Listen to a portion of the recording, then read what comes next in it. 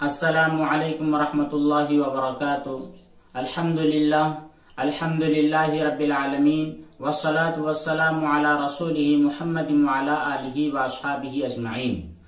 अम्मा बाद, मोहतरम बुजुर्गों, दोस्तों, अल्लाह तबारक व तआला से दुआ है कि रमजान अल मुबारक के पहले अशरे की रहमतें हमें भरपूर अता फरमाए। इस मुबारक महीने में रोजे जैसी अज़ीमुश्शान इबादत के मसाइल आपके सामने सिलसिलावार पेश किए जा रहे हैं।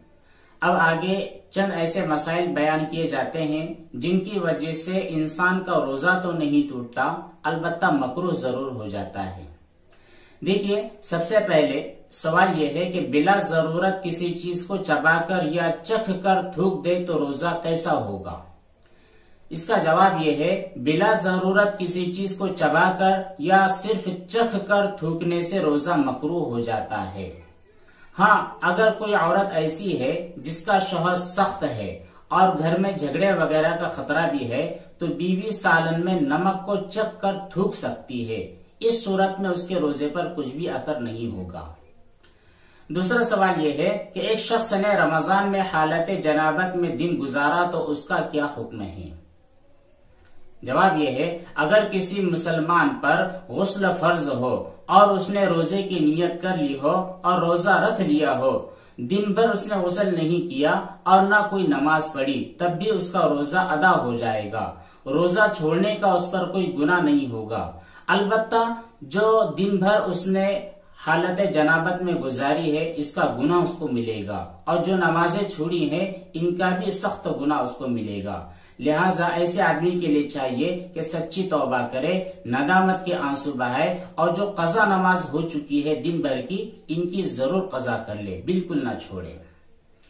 अगला सवाल यह है, रोजे की हालत में टूथपेस्ट से दांत साफ करने का क्या हुक्म है। रोजे की हालत में मंजन लगाना या टूथपेस्ट लगाना मकरूह है, और अगर यह हलक के नीचे उतर जाए तो इसकी वजह से रोजा भी टूट जाता है। अगला सवाल यह है कि एक शख्स रोजे की हालत में थूक मुंह में जमा करके निगल जाता है, ऐसा करना उसके लिए कैसा है। अब उसका रोजा टूट जाएगा या टूटेगा नहीं, और अगर टूटेगा तो उसके ऊपर सिर्फ कज़ा होगी या कफ़ारा भी होगा। इसका जवाब यह है कि जानबूझकर थूक जमा करके घूंट घूंट करके पीना मकरूह है। इससे रोजा टूटता नहीं है, मकरूह होता है। अगला सवाल यह है, क्या रोजे की हालत में शौहर अपनी बीवी का बोसा ले सकता है। जवाब यह है, अगर रोजेदार को अपने ऊपर इत्मीनान और काबू न हो, बल्कि ये डर हो कि बोसा लेने की वजह से जिमा कर बैठेगा, तो इस सूरत में बोसा लेना मकरूह है। और अगर अपने नफ्स पर उसको काबू है और इत्मीनान है कि वो जिमा नहीं करेगा, तो बोसा लेने में कोई हरज नहीं। अगला सवाल है, रोजे की हालत में लड़ना, झगड़ना और गाली गलौज करना कैसा है, क्या इससे रोजे पर कोई असर पड़ता है। जवाब यह है कि रोजेदार को इन तमाम बातों से बहुत दूर रहना चाहिए, और रोजे की हालत में लड़ने, झगड़ने, गाली गलौज करने से रोजा मकरूह भी हो जाता है, और रोजे का जो अज़ीमुश्शान सवाब होता है वो धीरे धीरे कम होता जाता रहता है। लिहाजा रोजे की सूरत में मुसलमान को गाली गलौज से बचना चाहिए। वैसे भी आम हालात में नबी करीम सल्लल्लाहु अलैहि वसल्लम ने मुसलमानों की सिफात ये बतलाई है कि वो लान नहीं होता, वो लानतें नहीं करता, गालियां नहीं देता। अगला सवाल है, खवातीन ज़ेबो ज़ीनत के लिए अपने होठों पर लिपस्टिक लगाया करती हैं, तो क्या रोजे की हालत में इसका लगाना दुरुस्त है या नहीं।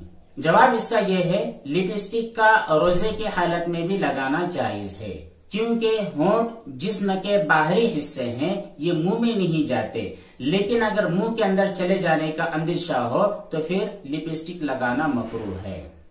अगला सवाल यह है, रोजे की हालत में मरीज के लिए या खुद अपने टेस्ट के लिए खून दिया जाए तो क्या इससे रोजा टूट जाएगा।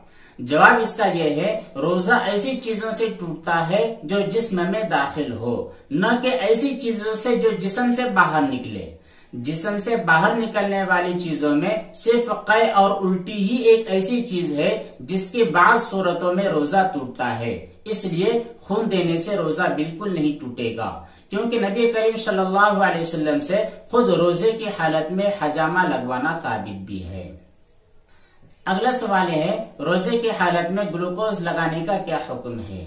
जवाब इसका यह है, रोजे की हालत में ग्लूकोज लगाना रोजे को तोड़ने वाला नहीं है, लेकिन बिना किसी जरूरत के सिर्फ ताकत हासिल करने के लिए और ठंडक हासिल करने के लिए रोजे की हालत में ग्लूकोज चढ़ाना मकरूह है। अगला सवाल यह है, क्या इंजेक्शन लगवाने से रोजा टूट जाता है? इसका जवाब यह है, इंजेक्शन लगवाने की वजह से रोजे पर कोई असर नहीं होगा। ये थे चंद मसाइल जिनकी वजह से रोजा मकरूह होता है, टूटता नहीं है।